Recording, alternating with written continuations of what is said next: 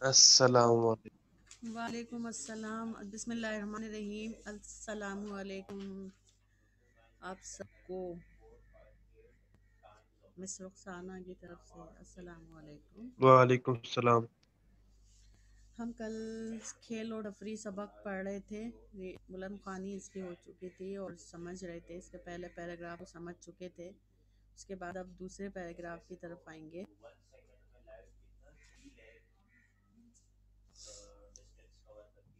दुनिया में खेले जाने वाले बहुत से खेलों में सफ़ा नंबर निकाल लें 122 122 122। दुनिया में खेले जाने वाले बहुत से खेलों में एक खेल हॉकी है। इसकी तारीख सदियों पुरानी है। हॉकी खेल नया खेल नहीं है, सदियों पुराना खेल है। सदियों पेशतर ये खेला जाता रहा है। उसमें पहले बस ये कि थोड़ी सी जिद्दत आ गई है। जिद्दत का मतलब होता है थोड़ा नयापन। हॉकी की जो स्टिक होती है उसका उसमें नयापन आ गया है। ऑस्ट्रो टर्फ जहाँ ये खेला जा रहा है, ऑस्ट्रो टर्फ बना दिए गए हैं। पहले ये घास पे खेला जाता था, तो बस जिद्दत आ गई है, कुछ तब्दीली रोनमा हुई है। लेकिन खेल वही है जो सदियों पहले खेला जाता था। पहले जो है मुड़ी हुई लकड़ियों, जिन्हें किससे बनाया जाता था, जानवरों की सींगें होती है ना, सींगों की तरह की दिखती थी पहले हॉकी। जानवरों की जो सींग है ना, उसे तशबीह भी दी जाती थी कि बिल्कुल ऐसी लग रही है। मुड़ी भी होती है हॉकी की, आपने हॉकी देखी होगी। स्टिक उसी उसकी मुड़ी हुई होती है आगे से, लेकिन पहले उसको जानवरों के सींगों से तशबीह दी जाती थी। और गेंद से खेले जाने वाला ये खेल कई तहजीबों और सकाफतों में शामिल रहा है। सदियों से खेला जा रहा है और कई तहजीबें आई और गईं। कई तहजीबें आके चली गई और ये उन तहजीबों की भी उसको वो प्रेजेंट करता है। सकाफ़तों में भी ये शामिल रहा है। पिछले पुराने वक्तों की तहजीबों और सकाफ़तों में ये खेल भी शामिल रहा है। 4000 साल पहले मिस्र में, 4000 साल पहले यानी कि 1272 कबले मसीह। कबले मसीह किसे कहते हैं? ईसा अलैहिस्सलाम की आमद से पहले, पैदाइश से पहले। यानी हज़रत ईसा अलैहिस्सलाम कब पैदा हुए थे? जब रसूलुल्लाह सल्लल्लाहु अलैहि वसल्लम की पैदाइश से तकरीबन 550 साल पहले। रसूलुल्लाह सल्लल्लाहु अलैहि वसल्लम की पैदाइश से 550 साल पहले ईसा अलैहिस्सलाम की पैदाइश हुई। और ये जो जिक्र मैं कर रही हूँ ना, 4000 साल पहले, आज से 4000 साल पहले, 2021 तो चल रहा है, ठीक है, यानी 2000 साल 21 हो चुके हैं हज़रत ईसा अलैहिस्सलाम को आए हुए। और उनसे भी मज़ीद 2000 साल तकरीबन पहले, यानी 1272 कबल मसीह में, यानी ईसा अलैहिस्सलाम की पैदाइश से पहले 1272 साल पहले मिस्र में, और 600 कबल मसीह में यूनानी तहजीब में। और अगर उससे थोड़ा नज़दीक आ जाएं और तो 600 साल पहले, यानी ईसा अलैहिस्सलाम की पैदाइश से 600 साल पहले यूनानी तहजीब में, यूनान में जो है ये उनकी तहजीब में इस खेल के होने के शवाहिद मिले हैं। दलील, सबूत, शवाहिद ये मिले हैं जिनसे पता चला। खुदाई से बाज़ दफ़ा शवाहिद मिलते हैं, जैसे हमने मोइंजोदड़ो की अगर खुदाई की जाए, हड़प्पा की खुदाई की जाए, जब जैसे एक ये इल्म होता है, ठीक है, इसमें जो इस इल्म पर दस्तरस रखते हैं ना लोग, तो वो इस महकमे में जैसे जॉब करते हैं ना, जब इस महकमे में जाते हैं तो मुख्तलिफ सालों सदियों पहले की और हज़ारों साल पहले की जो खुदाई होती है ना ज़मीन के अंदर, बहुत अंदर तक जब खुदाई करते हैं ना, तो कुछ आसार या शवाहिद ऐसे मिलते हैं जिनसे ये पता चलता है, जिनके इल्म से, जिनको देख कर अंदाज़ा लगाते हैं लोग कि ये 1000 साल पुरानी तहजीब थी, या 1500 साल पहली थी, या 600 साल पहली थी। ये अंदाज़ा चीज़ों को देख कर लगाया जाता है। लेकिन जब मोइंजोदड़ो की खुदाई हुई थी, तो उसमें जो चीज़ें मिली थी ना, जैसे औरतों के जेवरात मिले थे, बर्तन मिले थे उस दौर के, तो लोगों ने ये अंदाज़ा लगाया कि उस दौर में, यानी इतने हज़ार साल पहले की ये चीज़ें मिली हैं, तो उस दौर में इस तरह की चीज़ें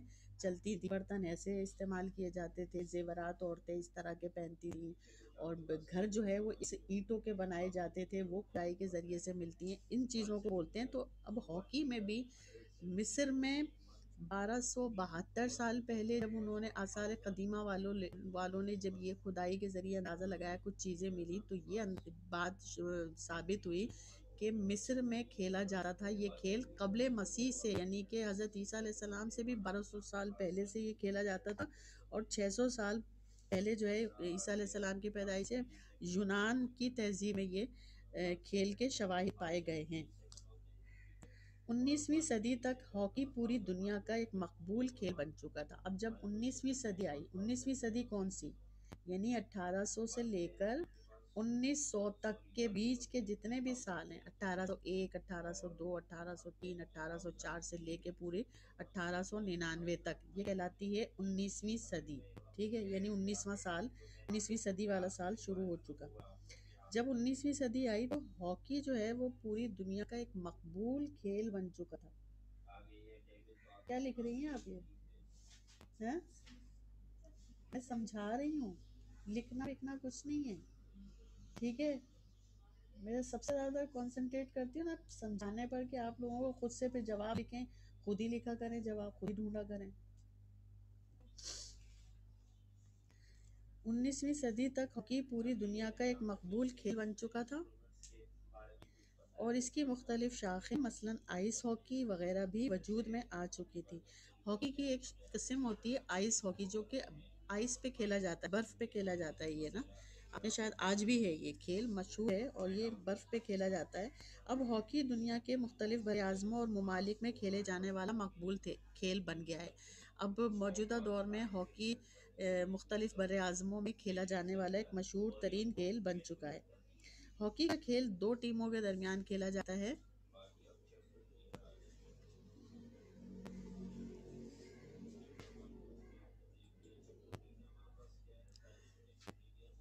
किंजा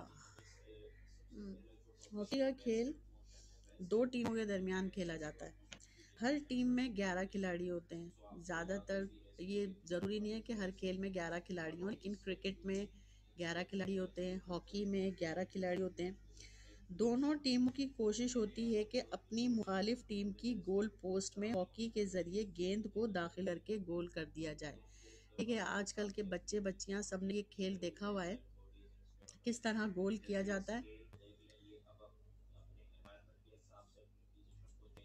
किस तरह ये खेल खेला जाता है। हर टीम की कोशिश होती है कि वो अपनी जो मुखालिफ टीम है उसके साथ उसके गोल पोस्ट पर जाकर स्टिक के ज़रिए, हॉकी के ज़रिए गोल लेकर जाए और उस गोल पोस्ट में डाल दे, गोल कर दे। मुकर्ररा वक्त में जिस टीम के ज़्यादा गोल हो जाते हैं वही जीत जाती है। मुकर्ररा वक्त कितना है? 35-35 मिनट के, यानी दो हाफ होते हैं इसमें, 35-35 मिनट के। 70 मिनट का ये गेम होता है। 70 टाइम होती है, मिनट्स की इसकी टाइमिंग होती है, और 35-35 में दो हिस्सों पर मुश्तमिल होता है, दो हाफ्स होते हैं इसके। पहले हाफ 35 मिनट का, दूसरा भी 35 मिनट का। इस मुकर्ररा वक्त में अगर किसी ने गोल कर दिया मुखालिफ टीम के खिलाफ तो जीत जाता है, और अगर बराबर हो जाता है इस मुकर्ररा वक्त में, गेम बराबर हो जाता है, यानी दोनों टीमों ने अगर एक एक गोल किया है या दो दो गोल किए हैं या तीन तीन गोल किए हैं, तो फिर दोबारा एक्स्ट्रा टाइम दिया जाता है। दोबारा टाइम 15-15 मिनट का दिया जाता है। दो हाफ और होते हैं, 15 मिनट का एक हाफ होता है और फिर 15 मिनट का दूसरा हाफ होता है। तो दो ही एक्स्ट्रा टाइम दिया जाता है ताकि वो कोई खेल का नतीजा निकले। अगर उसमें भी नहीं होता और दोनों टीमें कोई गोल नहीं कर पाती या फिर बराबर रहती हैं गोल के हिसाब से, तो फिर उनको पेनल्टी स्ट्रोक के ज़रिए फैसला कराया जाता है। पेनल्टी स्ट्रोक क्या होता है हॉकी में, कि एक खिलाड़ी, हर टीम का जो खिलाड़ी जो भी गोल करना चाहता है, जो बेहतर होता है स्ट्रोक लगाने में, बेहतरीन होता है, वो अकेला गोल पोस्ट के सामने, उनका गज का हिसाब होता है, वो खड़ा होता है और वो इस हॉकी के ज़रिए गोल पोस्ट पे गोल डालता है, बॉल फेंकता है, और वहाँ गोलकीपर भी अकेला ही उसको रोकने की कोशिश करता है। उसमें कोई दीगर खिलाड़ी नहीं होते, सिर्फ एक गोल पेनल्टी स्ट्रोक फेंकने वाला होता है और एक रोकने वाला। इन दो ही तो पेनल्टी स्ट्रोक मिलते हैं 5-5। ठीक है, 5 उसको मिलते हैं, 5 उसको मिलते हैं, दोनों टीमों को 5-5 स्ट्रोक फेंकने की इजाज़त होती है। फिर उसमें फैसला किया जाता है कि कौन सी टीम जीती है, किसके गोल ज़्यादा है, किसके कम है। तो इस तरह से नतीजा निकाला जाता है। टीम के तमाम 11 खिलाड़ियों की पोजीशन भी मुतय्यन होती है। पोजीशन उनकी, हर खिलाड़ी अपनी अपनी पोजीशन पर खेलता अस्सलाम वालेकुम। है। वालेकुम अस्सलाम। हर खिलाड़ी अपनी अपनी पोजीशन पर खेलता है। ये नहीं होता कि कोई इधर भाग रहा है, कोई उधर भाग रहा है, अपनी मर्जी से इधर उधर भाग रहे होते हैं। ये नहीं होता, अपनी मर्जी से कोई नहीं भागता। अगर वो सेंटर फॉरवर्ड है, और इसकी बहुत सारी पोजीशनों के नाम भी हैं। उसी पोजीशन पे उस खिलाड़ी को भागना होता है, उसी के साथ साथ मतलब उसी पोजीशन पे रहना होता है। वो यहाँ सेंटर में नहीं आ सकता। अगर कोई वहाँ खेल रहा है साइड पे से खेल रहा है तो उसकी पोजीशन होती है, और जो सेंटर फॉरवर्ड होता है सेंटर में होता है, वो किसी दूसरे खिलाड़ी की पोजीशन पर जाके नहीं खेल सकता। तो ये इसमें मुतय्यन होती है। गोल पोस्ट पर गोलकीपर खड़ा होता है, जिसका काम गोल होने से रोकना होता है। बाकी खिलाड़ी भी गोलकीपर की मदद करते हैं और अपनी अपनी जिम्मेदारियां निभाते हैं। तमाम खिलाड़ी जो इस तरफ अपने गोल पोस्ट की तरफ आ जाते हैं जब, तो वो रोकने की कोशिश करते हैं। खेल की निगरानी दो ऐसे अफराद करते हैं जिन्हें खेल के तमाम कवायद और ज़वाबित से पूरी तरह वाकियत होती है, और इसके लिए दो रेफरी होते हैं। इस खेल को, इसके नज़्म ज़ब्त को चलाने वाले, उस कवायद और जवाबित को देखने वाले, कि कोई खिलाड़ी आपस में झगड़ा ना करे, या कोई स्टिक ना मार दे, या कोई गिरा नहीं दे, या कोई धक्का नहीं दे दे, या उसके गोल वगैरह का, पेनल्टी स्ट्रोक का, पेनल्टी कॉर्नर का इसका हिसाब किताब रखने के लिए दो रेफरी भी मुतय्यन होते हैं। किसी भी गलती की सूरत में वो खिलाड़ियों को तंबी करते हैं, वार्न करते हैं, वार्निंग देते हैं उनको। अगर कोई पहली बार गलती करता है तो उसको ग्रीन कार्ड दिखाया जाता है, ग्रीन कलर का कार्ड होता है, तो उसको दिखाते हैं ताकि वो बर्दाश्त करे, मतलब ये दोबारा गलती ना करे, ये गलती दोबारा ना करे। अगर उसने दोबारा, उसी खिलाड़ी ने वही गलती दोहराई होती है, तो फिर वो येलो कार्ड दिखा के उसको बाहर कर देता है। दोबारा या जानबूझकर गलती करने या कोई कायदा तोड़ने की सूरत में खिलाड़ी को कुछ वक्त के लिए खेल से बाहर निकाल दे रहे हैं। रेफरी जो है वो कुछ वक्त के लिए खेल से बाहर निकाल दे रहा है अगर वो गलती दोबारा करता है। रेफरी संगीन गलती के नतीजे में मैच ही से बाहर करने के इख्तियारात भी रखते हैं। और अगर खिलाड़ी ने, किसी ने संगीन गलती करी है, संगीन का मतलब होता है बहुत डेंजरस, बहुत खतरनाक गलती कर दी उसने, इतनी जोर से उसने स्टिक से मार दिया किसी के पाँव में, या उसको बहुत जोर से धक्का दिया, उसकी चोट लग गई, तो संगीन गलतियां होती हैं बहुत सी। उनके संगीन गलती के नतीजे में मैच ही से बाहर करने के इख्तियारात भी होते हैं। वो पूरे मैच के लिए भी उसको निकाल सकता है, और टीम 10 खिलाड़ियों से खेल सकती है। फिर वो 11वां खिलाड़ी, फिर जाहिर सी बात है उनके लिए नुकसानदेह है ना। ये कोई टीम 11 खिलाड़ी, वो दूसरी टीम 11 खिलाड़ी खेल रही है, और ये टीम जो है जिसका एक खिलाड़ी आउट हो गया, बाहर निकाल दिया गया, वो 10 खिलाड़ियों से खेल रही होती है। तो ये कभी कभी नुकसान का बाइस होता है, और अगले मुखालिफ टीम का गोल भी हो जाता है। हॉकी की स्टिक 31 से 38 इंच लंबी होती है। हॉकी की जो स्टिक है उसकी लंबाई मुतय्यन है, मतलब ये तय है कि इसकी लंबाई इतनी ही होती है, और इतने बहुत सालों से इतनी ही रखी गई है, यानी 31 से 38 इंच के दरमियान इसकी स्टिक की लंबाई को रखा जाता है। 31 से लेके 38 इंचेस तक। ये आमतौर पर लकड़ी की होती है, जिसका आखिरी हिस्सा अंग्रेजी हरूफ जे की तरह मुड़ा हुआ होता है। हॉकी स्टिक आपने देखी है, बिल्कुल जे की तरह लगती है, उसका आखिरी सिरा जे की तरह मुड़ा होता है। गेंद छोटी सी होती है, सफ़ेद रंग की होती है, जिसका वजन 5.5 औंस होता है, औंस, ठीक है। 5.5 औंस इकाई है ये भी वजन नापने की। जैसे आपने जो है बच्चों की फीडर देखी होगी, बच्चों की दूध की फीडर देखी होगी, उस पर कुछ नंबर लिखे हुए होते हैं, 1 2 3 4 5 6 7 8 9 10, 9 तक होती है ऑब्वियसली ना। 9 तक उसमें नंबर लिखे होते हैं। तो हम कहते हैं जब हम 2 तक हम दूध को उसके, या जो भी चीज़ हम उसको लिक्विड पिलाते हैं, तो हम भर के देते हैं ना, तो हम कहते हैं 2 औंस है, ये 3 औंस है, ये 4 औंस है, ठीक है। तो 2 औंस जो होता है ना, 2.25 औंस तकरीबन 1 किलो के बराबर होता है। तो ये वज़न नापने की इकाई है औंस, ठीक है। तो ये उसको दूध का वज़न नापा जाता है कि 8 औंस है ना, तो समझ लो ये 1 पाव है तकरीबन। ये सॉरी, 2.25 औंस का जो है वो आधा 1 पाव होता है तकरीबन। 8 औंस का टोटल 8 औंस का या 9 औंस टोटल मिला के ना, 1/4 kg का उसका वज़न होता है। तो ये औंस जो है, बॉल की अगर हम वज़न नापें, इस हॉकी की गेंद की वज़न अगर हम नापें, तो तकरीबन 5.5 औंस वज़न की होती है।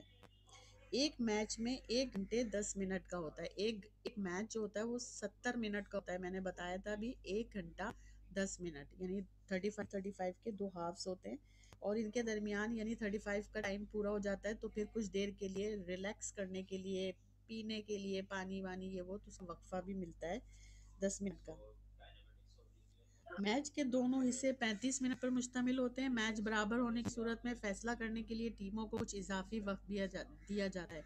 अगर मैच बराबर हो जाता है तो मैंने जैसे बताया कि फिर उसको फैसला करने के लिए कुछ इजाफी वक्त होता है, 15-15 मिनट के 2 हाफ और दिए जाते हैं।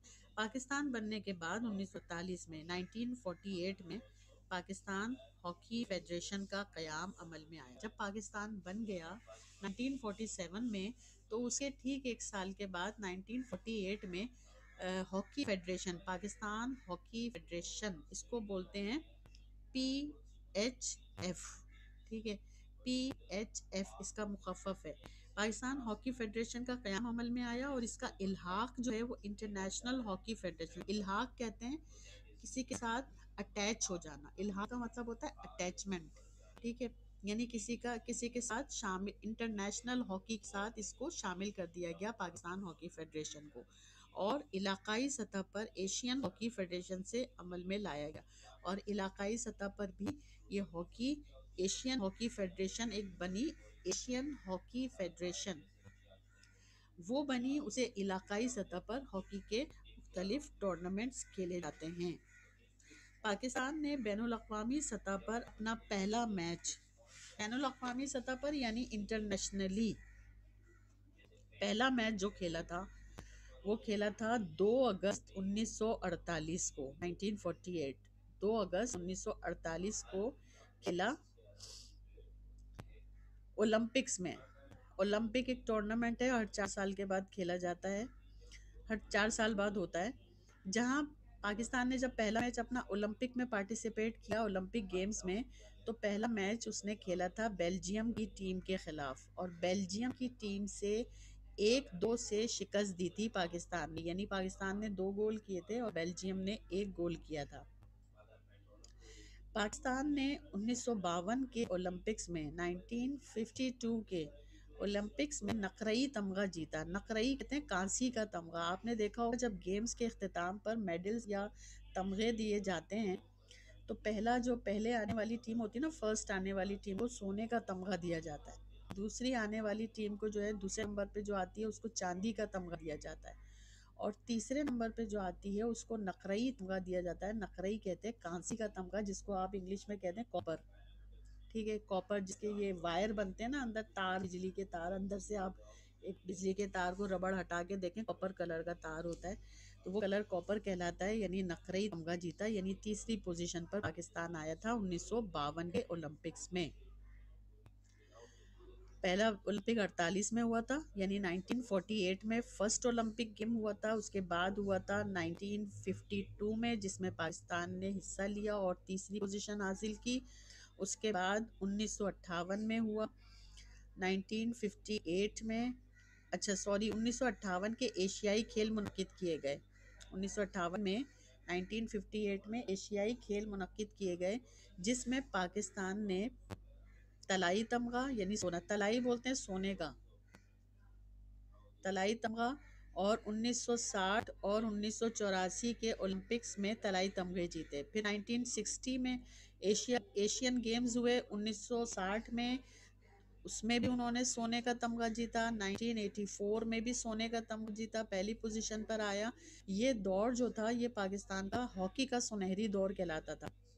इसमें पाकिस्तान का नाम बहुत रोशन था, दुनिया भर में फैला था कि पाकिस्तान हॉकी में नंबर 1 था। इस दौर में कई नामवर और अजीम खिलाड़ी भी सामने आए।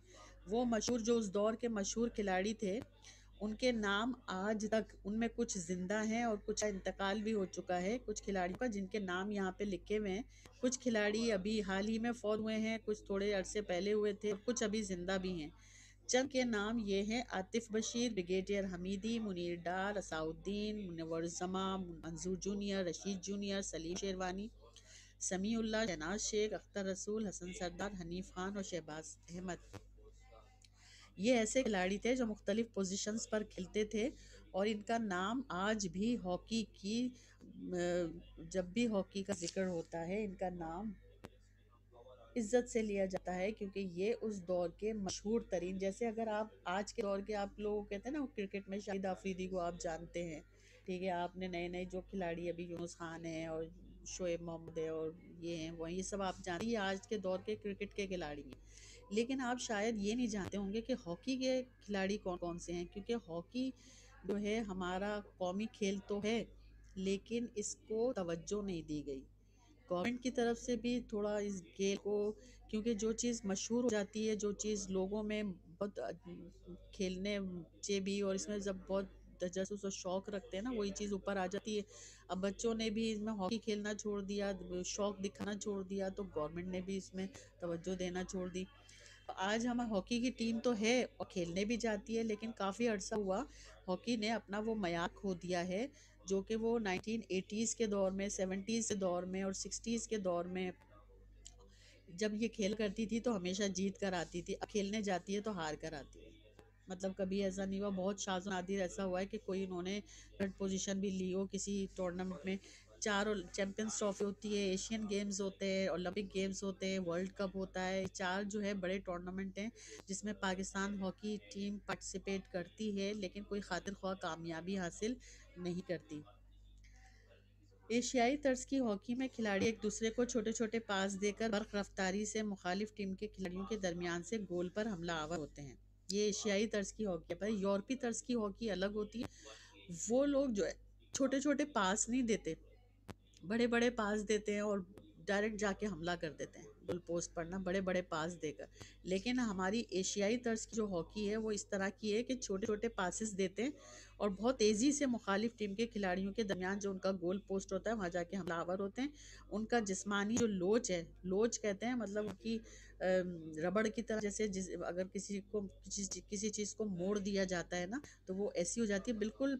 एशियाई जो खिलाड़ी हुआ करते थे ना, वो ऐसे ऐसे, आपने हॉकी अगर देखा होगा ना, और एक चीज़ सुनी भी होगी, cricket cricket by chance, hockey by dance, और फुटबॉल बाय, इसका एक मुहावरा बड़ा मशहूर है, ये कह जुमला जो है ना, फुटबॉल बाय एनर्जी। यानी फुटबॉल जो गेम है ना, वो तो एनर्जी का गेम है, जिसके अंदर ज़्यादा एनर्जी होगी ना, ज़्यादा देर तक वो, क्योंकि वो भागने भागने का गेम होता है और उसमें मुस्तकिल 35 मिनट तक बहुत तेज़ भागना होता है।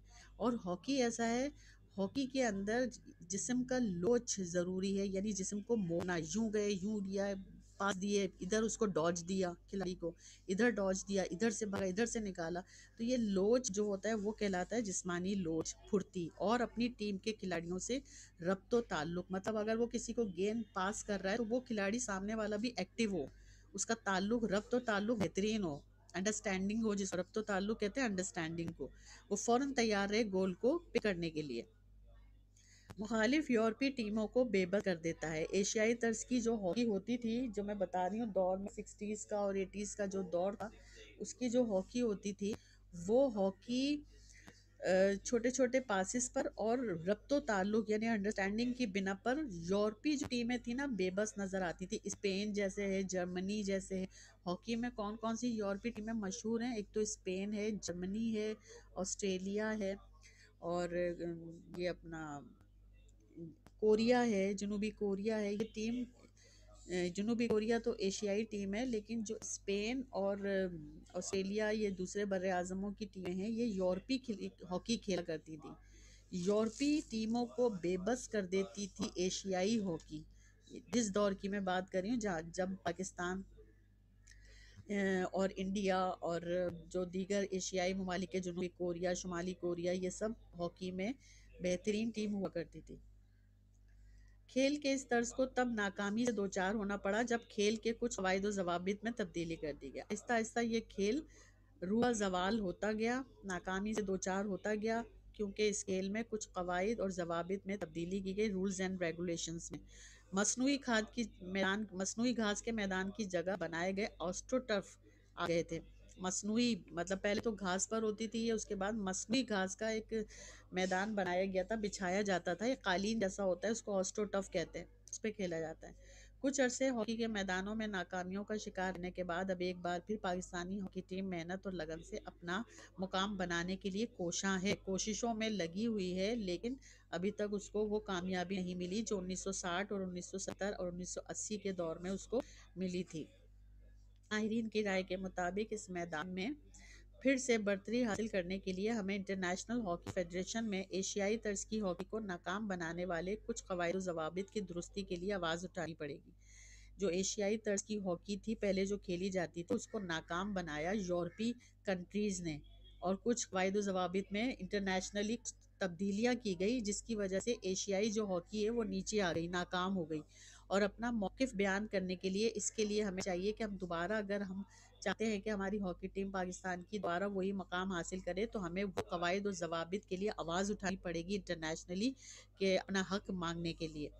इसके अलावा अपने मखसूस तर्ज पर मुकम्मल दस्तरस और महारत रखते हुए यूरोपीय तर्ज के तरीकों मसलन पेनल्टी कॉर्नर रोकने और दिफाई खिलाड़ियों के खेल की तकनीकी महारतों पर भी उबूर हासिल करना पड़ेगा। ना सिर्फ ये कि हमें एशियाई तर्ज की हॉकी को ऊपर लाने के लिए आवाज़ उठानी पड़ेगी, बल्कि ये भी करना पड़ेगा कि हम वो जो यूरोपीय तर्ज की हॉकी होती है, खेली जाती है, उस पर भी महारत हासिल करनी पड़ेगी। जिस तरह से वो लोग यूरोपीय खिलाड़ी पेनल्टी कॉर्नर मारते हैं, जिस फुर्ती के साथ और जिस ताकत के साथ वो मारते हैं और गोल होकर रहता है, उस पे भी हमें महारत और टेक्निकी महारत उसे हासिल करनी पड़ेगी। और अपने दिफाई जो खिलाड़ी हैं ना, जो रोकते हैं बॉल को अपने गोल में आने के लिए, उन पर भी तवज्जो देकर उनकी भी ट्रेनिंग करनी पड़ेगी। अपनी हासिल शुदा महारतों के साथ नए तरीके अपनाने से ही कामयाबी का हुसूल और कामयाबी से हासिल शुदा मकाम को बरकरार रखा जा सकता है। फिर एक शेर यहाँ आखिर में दिया गया है: आईने नौ से डरना, तर्ज कोहन पे अड़ना, मंजिल यही कठिन है कौमों की ज़िंदगी में। आईने नौ से डरना मतलब जो लोग नए नए कवानीन और नए नए कानून जो आते हैं उन आइन से डरने लग जाएं, या अपने पुराने तरीकों पर ही अड़े रहें, ठीक है, तो वो उन लोगों के लिए मंजिल हासिल करना कठिन होता है, मुश्किल होता है। कौमों को चाहिए कि जिस तरीके से वो नई जदीद टेक्निकी एतबार से भी सलाहियतों को अपने बुरुए कार लाए, महारत हासिल करे, मेहनत करे, और नए कवानीन और जवाबित से डरने के बजाय इनका खुलकर मुकाबला करें, तभी वो अपना खोया हुआ मकाम हासिल कर सकते हैं हॉकी में, दोबारा से जो मुकाम उनको पहले मिल चुका है। समझ में आ गया आपके सबक? ये आप लोग बताइए। किस्सा फातिमा, अक्सर शेख, अली गौरी, मुस्तफ़ा तारिक, शायान अली, शेख सुहेल, अब्दुल्ला, ये सब बताइए आप लोग। अब ये बच्चे इतने कम क्यों होते जा रहे हैं? क्या हो गया इन लोगों को भी? इतनी देर में क्लास होती है, सोकर भी उठ जाते हैं सब लोग इस टाइम पे। तो 8 बजे थोड़ी क्लास है आपकी, जो आप लोग सर की क्लास लेते हैं इस्लामिक स्टडीज़ और इंग्लिश, उसमें कितने 17 बच्चे होते हैं, 17 16 बच्चे होते हैं सर की क्लास में। मुझसे डर नहीं लगता? लेते ही नहीं, बस ये बच्चे रोज़ाना होते हैं, अब्दुल्ला होते हैं, अक्सा होती हैं, किस्सा होती हैं, अलकोरी ले रहे हैं रेगुलर, मुस्तफ़ा तारिक भी ले रहे हैं, आयशा भी ले रही हैं, शायान अली भी ले रहे होते हैं, शेख सुहेल कभी ले रहे होते हैं, कभी नहीं ले रहे होते हैं। बाकी ये सब बच्चे किधर चले गए? अलीज़ा, अदील, क्लास लेती थी ये बिफोर वेकेशंस, लेकिन आफ्टर वेकेशन ये लोग भी अब ये इसलिए नहीं ले रहे, क्या पता कि इनका उर्दू का पेपर हो चुका है, ये जो आँख बंद करके बैठे हुए, बस जिसका पेपर नहीं हुआ उसकी रिवीजन क्लास ले लो। बाकी उर्दू का तो पेपर हो गया ना, देख जाएगी। अब मिड टर्म तो हो ही गया है, अब प्रीलिम्स होंगे, सॉरी फाइनल टर्म होंगे आपके, अब फाइनल टर्म कर लेंगे। मैंने जैसे सोए रहे, मैं तो सबक आगे पढ़ाती जा रही हूँ, बढ़ाती जा रही हूँ। अब आप पढ़ें नहीं पढ़े, काम करें नहीं करें, क्लास लें नहीं लें, हमारा काम है, हमारा फ़र्ज़ है कि हमें पढ़ाना है। आपका फ़र्ज़ है कि आपको ज्वाइन करना है ऑनलाइन क्लास। आज भी है 1 2 3 4 5 6 7 8 8 बच्चे हैं बस। 8 बच्चे क्लास ले रहे हैं, बाकी 21 क्लास में, 21 है क्लास में, टोटल 22 हैं। 22 क्लास में स्ट्रेंथ है, ले रहे हैं 8। बाकी पता है कितने बच्चे? 14 बच्चे नहीं हैं या गैर हाजिर है। आलिम फाजिल हो गए बहुत, यही कह सकते हैं, उनको ज़रूरत ही नहीं है पढ़ने की। इसके पीछे देखें ज़रा मश्क 124, सफ़ा नंबर 124। टाइम अभी थोड़ा सा रह गया है, लुगत से इसके मायने तलाश करके लिखिएगा। अभी पहले मैंने पिछला सबक आपको दिया है, उसकी मैंने डेट दी है, ट्यूसडे को करके देना है मुझे। पिछला सबक हमने पढ़ा था मिसाली तालिब इल्म कौन और इसम की अक़साम, क़वाइद था कुछ, उसका काम था क़वाइद का, ये ट्यूसडे तक कराना है, ठीक है। जमा कराना है काम ट्यूसडे तक। अभी इसका तो सिर्फ इतना सा काम है, अब मैं कोई और काम नहीं दे रही हूँ। इसके मायने तलाश कर लीजिएगा, सिर्फ मायने लिखने हैं इसके। नवीद, शवाहिद, तंबी, नकरई, तलाई, लोज, अर्ज़े कौन, आईने नौ, कठिन।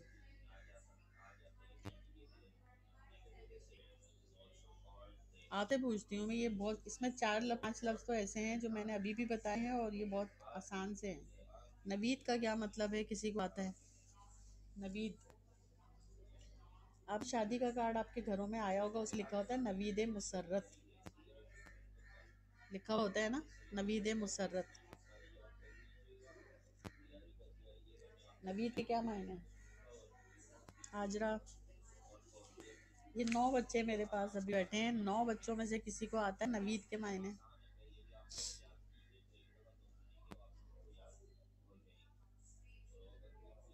नवीद का मतलब होता है, जैसे हम नवीद मुसर्रत के लिखा आता है ना कार्ड में, मुसर्रत कहते हैं खुशी को, नवीद कहते हैं खुशखबरी या खबर, खुशी की खबर।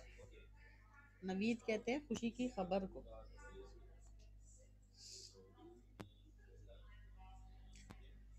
शवाहिद, शवाहिद किसकी जमा है?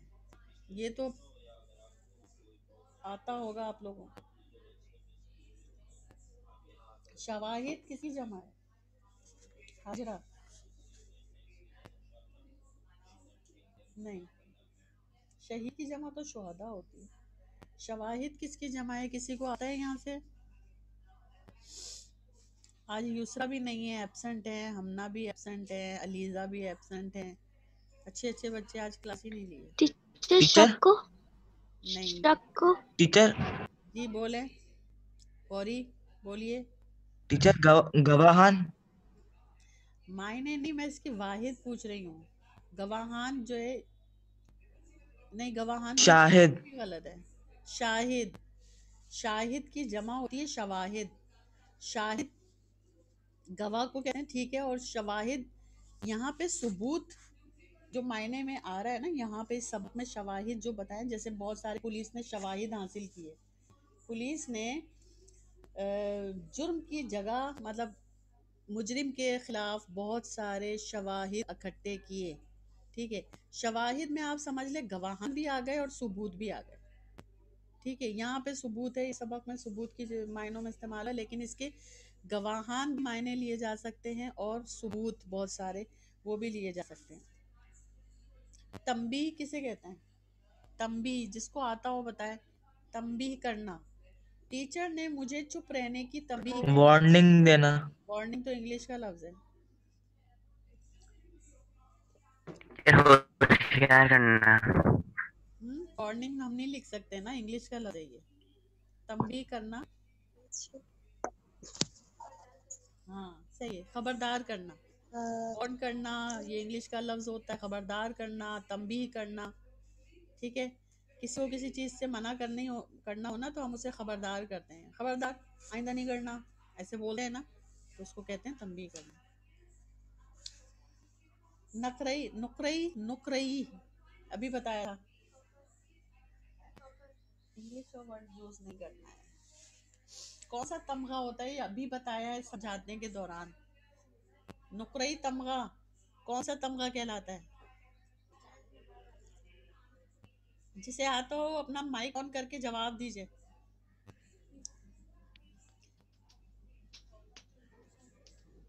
जी शेख सुहेल।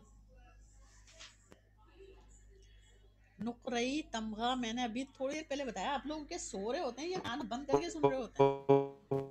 वो सुन ही नहीं रहे होते, फिर कान तो बंद होते हैं। बताइए, अभी थोड़ी देर पहले 10 मिनट पहले मैंने दोनों जो कॉपर का जो उर्दू में क्या नाम है इसका?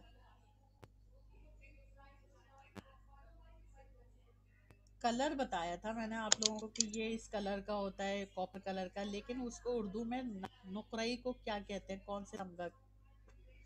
कोई टीम कहते हैं ना, पाकिस्तान की टीम ने नुकरई तमगा हासिल किया। फिर दूसरा होता है चांदी का तमगा, पहला होता है तलाई। तलाई तो सोने को कहते हैं। कांसी, कांसी का तमगा, नुकरई कहते हैं कांसी, कांसी कहते हैं कॉपर को, उर्दू में कहते हैं कांसी। काफ अलिफ जबर का डड्डी वाला, नून सीन छोटी ए, कांसी। तलाई भी लिख लें, सोना, सोने का, सोने का, तलाई कहते हैं सोने का।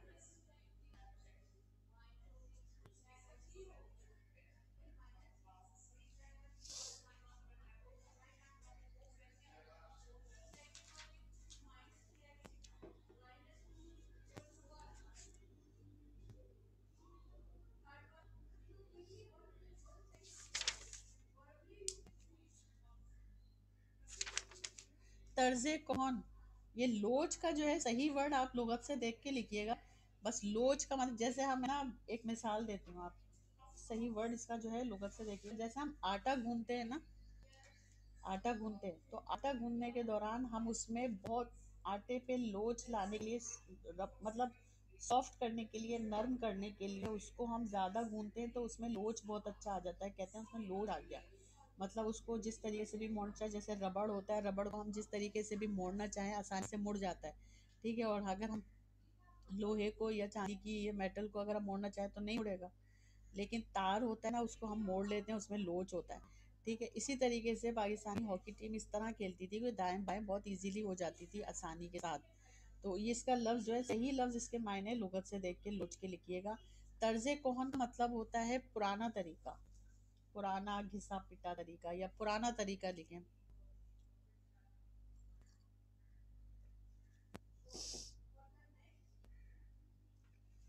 आईने नौ,